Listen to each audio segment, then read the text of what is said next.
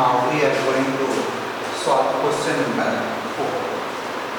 In question number 4, give ABCD's trapezium in which AB is parallel to DC.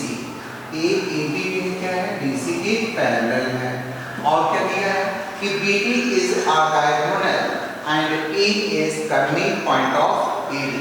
ये E जो है ED का midpoint है. A line is drawn through E parallel to AB. एक line E खींची जाती है जो AB की पैरेलल है, जो इंटरसेक्टिंग BC एट F, जो BC को F पर काटता है. तो आपको प्रूव करना है कि F is the midpoint of BC. तो इन दिस क्वेश्चन आप देख रहे हो हम प्रूव करते हैं कि F के लिए आपको मालूम है कि parallel lines that goes through intersect the same that intersect the same by converse of midpoint theorem, है ना. F is also the midpoint of AD, you know that, है ना. But here we can prove let करते हैं कि let क्या लिखेंगे कि let जो है ना BD intersect F, BD intersect EF. अब BD पे EF को कहाँ पर इंटरसेक्ट कर रहा है? Intersect let BD intersect EF at point G. G पर काटा है ना, यहाँ पर लिखेंगे एट पॉइंट G. ये EF क्या करता है? इसको G पर काटता है. तो हम इन ट्रायंगल ले लेते हैं DAB. In triangle DAB. अब इस ट्रायंगल में हम पहले इसको प्रूव करते हैं ना. तो ये दिया हुआ है कि AB जो है वह पैरेलल है किसके? EG के. तो हम इसको लिख सकते हैं E is the midpoint of DA. E is the midpoint of DA. तो हम राइट करते हैं E is the midpoint of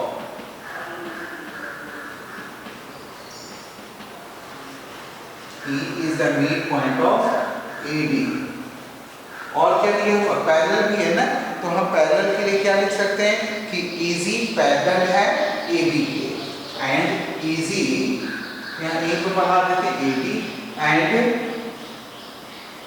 EG parallel है AD. EG is parallel to AD. तो इसका मतलब क्या हो गया कि इसका मतलब G is the midpoint of BD. इसका मतलब क्या हो गया कि ये G जो है is the midpoint of BD होगा. तो G is the midpoint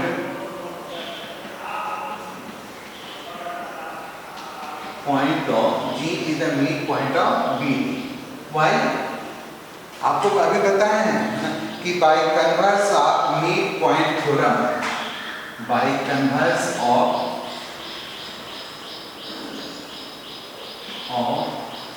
midpoint theorem.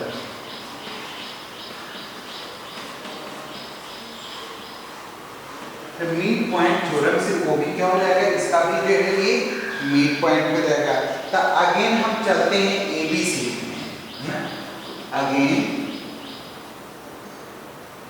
Again trapezium ABCD. अभी आपने देखा यह इसका जो है क्या है? पैरेलल लाइंस हो गए. तो AG के थ्रू जाने वाली लाइन में क्या होगी? एक लाइन भी इसके क्या पैरेलल होगी क्योंकि AB पैरेलल है CD के. तो उसको आप राइट कर सकते हैं कि G is the midpoint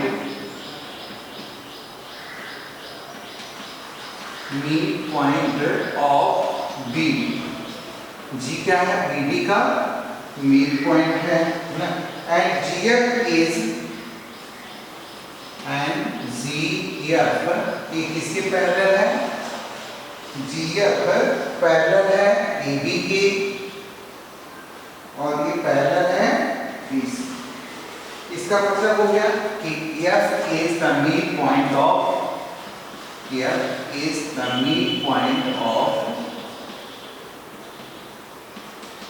midpoint of BD. ये प्रूव करना था. इस रियल लाइंस में इसको जो meet by converse of midpoint theorem, अगर ये इसका मीट पॉइंट है तो इसकी आने वाली लाइन भी ये भी क्या होगी, एफ बीसी का मीट पॉइंट होगी। ये हमको प्रूव करना था कि F is the midpoint of BC by converse of midpoint theorem. ये राइट कर देंगे by converse of midpoint theorem.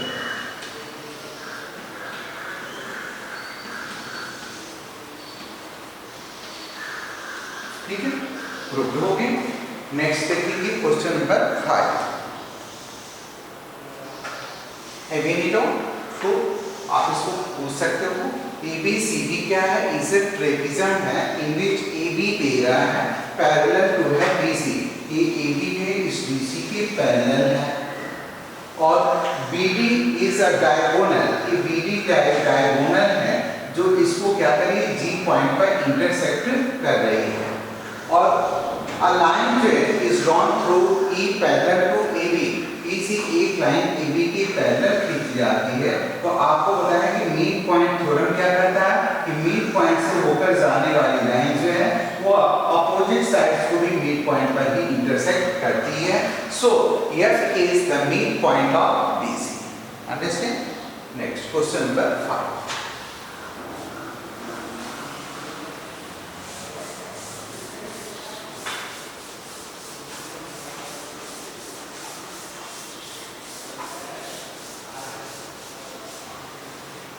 Question number 5 solution।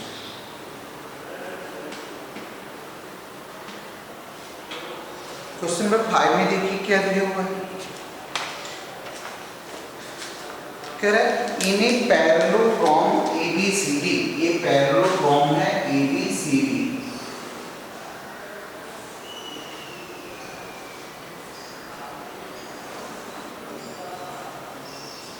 A B C और D क्या कह रहे हैं, E and F are the meet point of AB। E जो है और F ये इसके क्या है, मीट पॉइंट है। तो मीट पॉइंट है सब क्या करेंगे, A से F को मिला दिए और इससे इसको मिला ज्वाइन कर दिया हमने। ज्वाइन करने के बाद क्या कर रहा है, इसका please figure so that the line segment AF and EC trisect the diagonal BD। ये BD को 3 भागों में इसको बांटते हैं।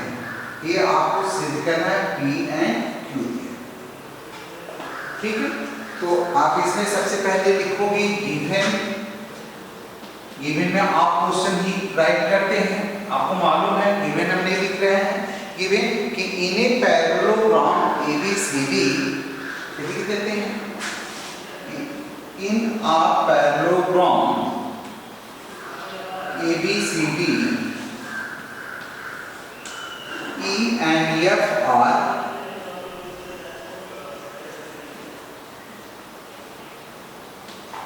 the meet point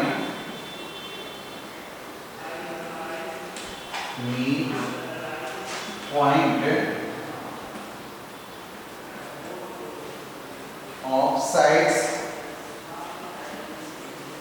AB and CD। AB and CD तो प्रूफ क्या करना है कि line segment AF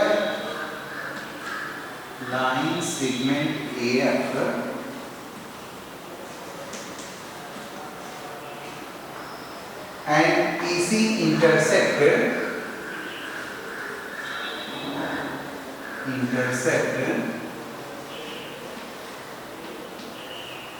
the diagonal BD। The diagonal BD ये कहते हैं प्रूफ। तो प्रूफ में आप देख रहे हो कि AB पैरेलल है DC के, तो आप इसको लिख सकते हो कि AB पैरेलल है DC, क्योंकि opposite sides of parallelogram sides of parallelogram.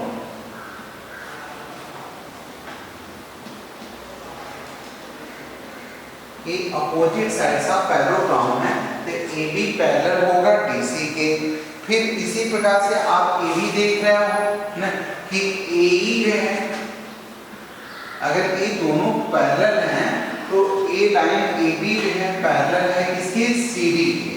तो यह साइड में क्या होगी, इस साइड भी पैरेलल होगी ना, एक ही लाइन है।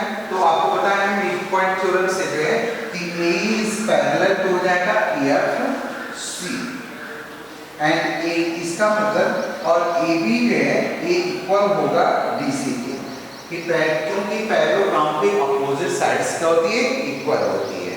तो हम इसको ए भी कह सकते हैं, है ना, कि अपोजिट साइड्स का पैरेललोग्राम ए भी यही है, इसलिए ये कोई opposite side parallelogram are equal, so A B equal to हो जाएगा DC के।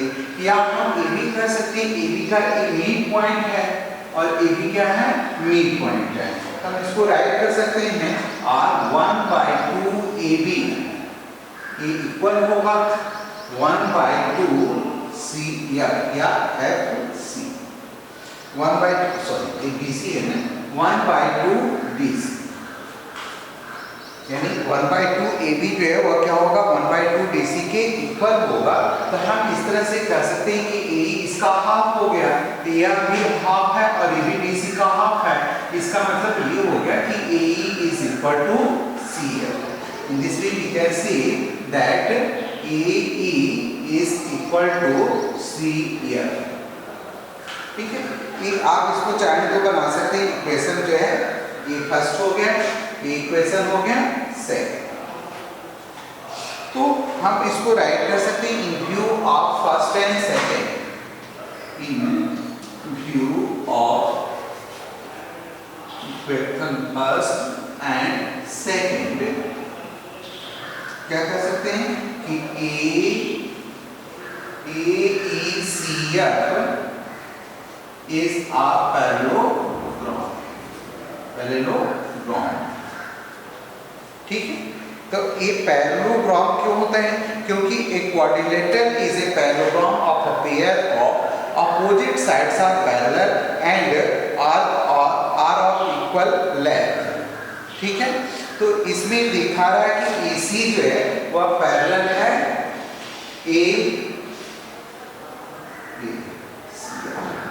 इसमें दिखा रहा है ना, क्या है कि EC इसका अर्थ हो गया कि EC इस पैरेलल हो जाएगा किसके, AF।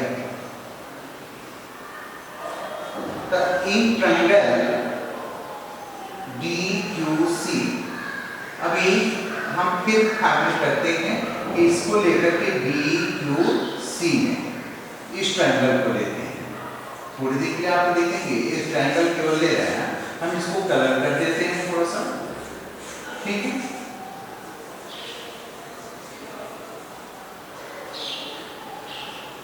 तो अब इस ट्रायंगल को लेते हैं, तो इसमें क्या हो जाएगा आपका ना कि F is the mid point of CD है, तो यहाँ पर राइट कर सकते हैं, सो कि F is the mid point of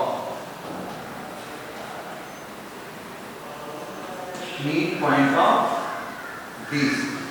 इसका मतलब ये हो गया कि FP जो है ना is parallel to CQ। इसी प्रकार से हम देखते हैं P को भी, P इसका मिड पॉइंट है, हम लिखेंगे P is the mid point of, P इसका मिड पॉइंट हो गया, P is the mid point of DQ, ये DQ के का मिड पॉइंट है, इसलिए हम ये भी कह सकते हैं कि DP इक्वल है PQ। ठीक है, तो bye converse of mid point theorem ना DP इक्वल हो गया PQ के।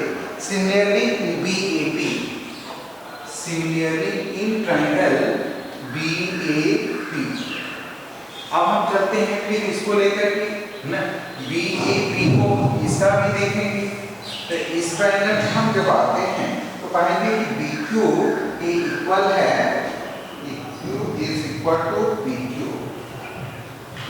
तो ये हो गया आपका इक्वेशन थर्ड एंड फोर्थ। तो हम इसको राइट कर सकते हैं कि by equation third and fourth, by equation third and fourth.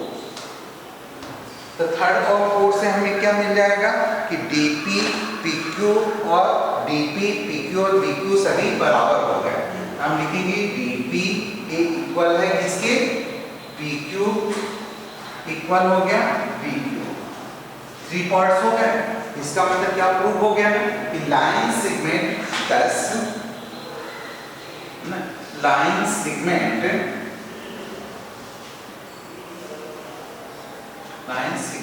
AF and EC intersect the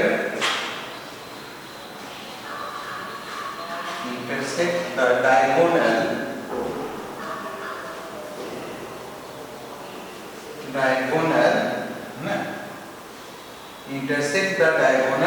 BD। Line segment AF and EC intersect the diagonal BD। कितना का पॉइंट प्रूव करने के लिए इसमें देखिएगा है ना, AF ट्राइसेक्ट द डायगोनल। यहाँ पर क्या होना चाहिए, इंटरसेक्ट में ट्राइसेक्ट, TRI ट्राइसेक्ट, यस इसी ट्राइसेक्ट में होता है 3 भाग में, ट्राइसेक्ट द डायगोनल। यहाँ पर फिलअप कर लेंगे ट्राइसेक्ट द डायगोनल BD। ये BD को जो है 3 बराबर भागों में बांट दिया, DP is equal to PQ is equal to BQ। Understood? In this way you have to solve the question number 4 and 5 and your notebook should be complete।